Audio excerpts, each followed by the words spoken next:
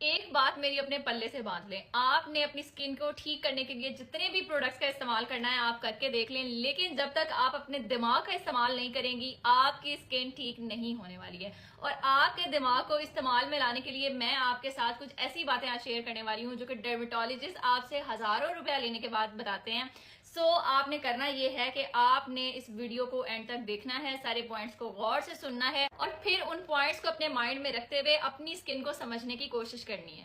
آپ کی سکن کی اوور آل ہیلتھ کے اندر جو سب سے امپورٹنٹ چیز ہوتی ہے وہ آپ کی سکن کا بیریئر ہوتا ہے۔ آپ نے ہر چیز کے ساتھ ساتھ اپنی سکن کے بیریئر کا بھی خیال کرنا ہے۔ فار ایگزامپل، اگر آپ کو ایکنی ہو گئی ہے، آپ کو کومیڈونز کا مسئلہ ہو گیا ہے اور آپ نے ان کو ٹریٹ کرنے کے لیے اپنی روٹین کے اندر کسی بھی قسم کے کوئی ایکٹیوز ایڈ کیے ہیں جس کے اندر مینڈیلک ایسڈ آ سکتا ہے، گلائکولک ایسڈ آ سکتا ہے، اگر کلوز کومیڈونز ہیں تو آپ سیلیسلک ایسڈ یوز کر سکتے ہیں، آپ بالکل یوز کریں، لیکن آپ نے یہ لازمی خیال کرنا ہے کہ اس کے ساتھ میں کوئی ایسا اچھا موئسچرائزر لازمی یوز کروں جس کے اندر سیرامائڈز ہوں، جس کے اندر پیپٹائڈز ہوں، جس کے اندر سینٹیلا ایشیاٹیکا ہو، جو میری سکن کو سوتھ بھی کرے، میرے بیریئر کو ہیل بھی کرے اور میری سکن کے اوپر جو ہائیڈریشن ہے اور موئسچر ہے اس کو بھی ریٹین رکھے۔ کچھ موئسچرائزر جو کہ میں پرسنلی یوز کرتی آئی ہوں، میں آپ کو ریکمینڈ کر دیتی ہوں۔ اگر آپ کی سکن کا بیریئر ایکسٹریملی ڈسٹرب ہو چکا ہوا ہے، آپ کو فلیکنگ کا مسئلہ آ رہا ہے، ایکسٹریم ڈرائینس کا مسئلہ آ رہا ہے، آپ کی سکن کھچنا شروع ہو گئی ہے، تو آپ یوز کر سکتی ہیں ہیرا علی بیوٹی کا C2 موئسچرائزر۔ اور اگر آپ کی سکن نارمل کنڈیشن میں ہے، بس ریڈنس بہت زیادہ ہو جاتی ہے جب آپ وہ ایکٹیو یوز کرتے ہیں، یا پھر بس ڈی ہائیڈریٹڈ ہو گئی آپ کی سکن، تو آپ نے یوز کرنا ہے کلین بیوٹی کا بلو کلر کی بوٹل میں جو آتا ہے سیرامائڈ super cream moisturiser. Both are good, both work for your barrier healing, اور دونوں ہی میرے پرسنلی ٹرائڈ اینڈ ٹیسٹڈ ہیں۔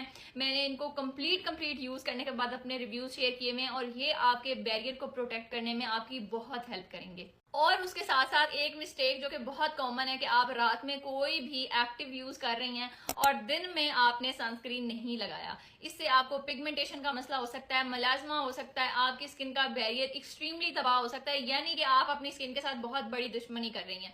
آپ نے ایک اچھا سنسکرین دن میں لازمی یوز کرنا ہے۔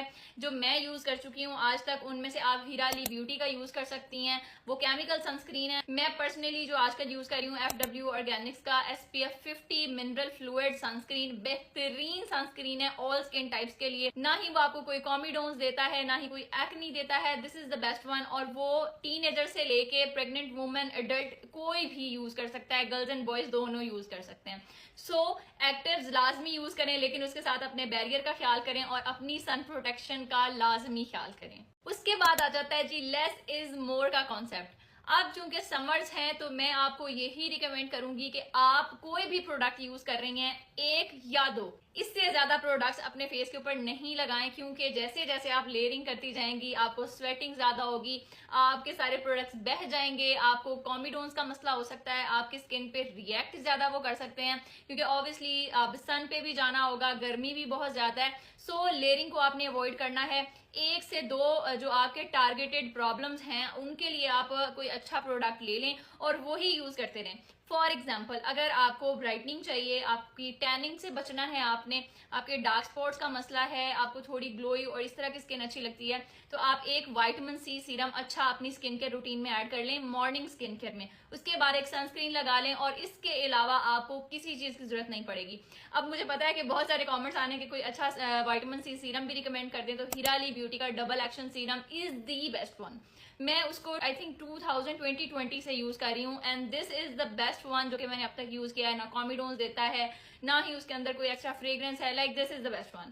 اس کے بعد اگر آپ کو اوپن پورس کا مسئلہ ہے، آپ کی سکن ایکسٹریملی آئلی ہے، آپ اس کو کام ڈاؤن کرنے کے لیے یا آئل کو کنٹرول کرنے کے لیے، اوپن پورس کو ریفائن کرنے کے لیے، شرنک کرنے کے لیے کوئی پروڈکٹ لینا چاہ رہی ہیں، تو آپ نے B3 ہائیڈرا گلو سیرم یوز کرنا ہے، اگین ہیرا علی بیوٹی کا۔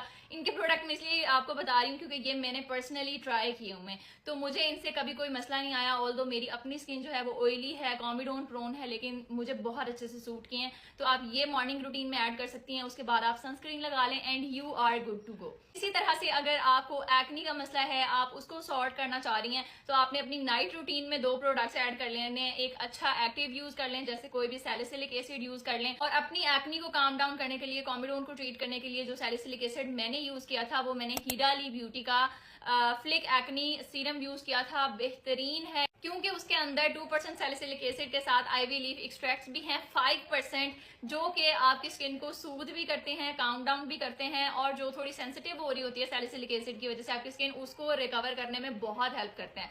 और उसके बाद आपने मॉइस्चराइजर लगा लेना है। और जो मुझे पहले से फॉलो करते हैं उनको पता है कि ये प्रोडक्ट्स को मैंने कितना टाइम यूज किया था और किस तरह से मेरी स्किन को इन्होंने इतनी वर्स्ट कंडीशन से इस कंडीशन में चेंज किया है।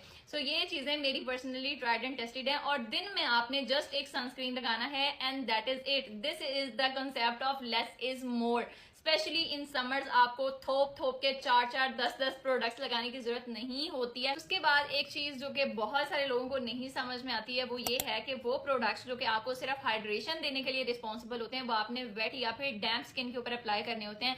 लेकिन वो सारे प्रोडक्ट्स जो कि एक्टिव काउंट होते हैं और वो आपके स्किन पे एज अ ट्रीटमेंट काम कर रहे होते हैं, जैसे ग्लाइकोलिक एसिड हो गया, मेंडालिक एसिड हो गया, सैलिसिलिक एसिड हो गया, ये आपने कभी भी वेट स्किन के ऊपर नहीं लगाने होते। ये आपने स्किन को प्रॉपर्ली ड्राई करने के बाद लगाने होते हैं। लेकिन अगर कोई भी ऐसा प्रोडक्ट है जो कि हाइलुरोनिक एसिड बेस है या कोई मॉइस्चराइजर है तो वो आप स्लाइटली सी डैम्प स्किन के ऊपर अप्लाई करते हैं तो आपको उसका ज्यादा अच्छा रिजल्ट मिलता है। उसके बाद मैं आपको बताऊं कि आपने सनस्क्रीन किस तरह से यूज करना है। सनस्क्रीन आपने हमेशा 2 फिंगर्स के ऊपर अप्लाई करने के बाद यूज करना है। और ये मैं आपको बात गारंटी से कह सकती हूँ कि जो एक अच्छा सनस्क्रीन है वो 2 फिंगर्स भर के लगाने के बाद भी आपके फेस के ऊपर ना तो ग्रीसी फील होता है, ना ऑयली फील होता है, ना ही कोई हैवी लुक छोड़ता है। और जो सनस्क्रीन मैंने आपको रिकमेंड किए हैं ये दी बेस्ट है। आप 2 फिंगर्स भर के भी लगाएंगे तो आपकी स्किन बहुत ही फ्रेश और अच्छा फील करेगी और नो एक्स्ट्रा स्वेटिंग। उसके बाद प्रोडक्ट्स की टाइमिंग बहुत मैटर करती है। यानी कि अगर आपने कोई भी प्रोडक्ट अपनी रूटीन में ऐड किया है, चाहे वो जितना भी अच्छा प्रोडक्ट है, अगर आप उसको एक हफ्ते तक लगा के छोड़ देंगे तो उसका आपको कोई रिजल्ट नहीं होगा।